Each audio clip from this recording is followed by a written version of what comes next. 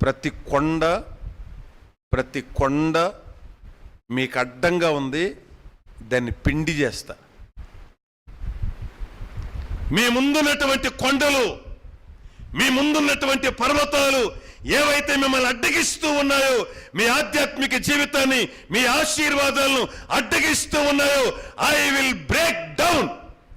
దాన్ని తుత్తనీయులుగా నేను చేస్తాను, దాన్ని అణచివేస్తాను. హల్లెలూయా. ఎప్పుడు?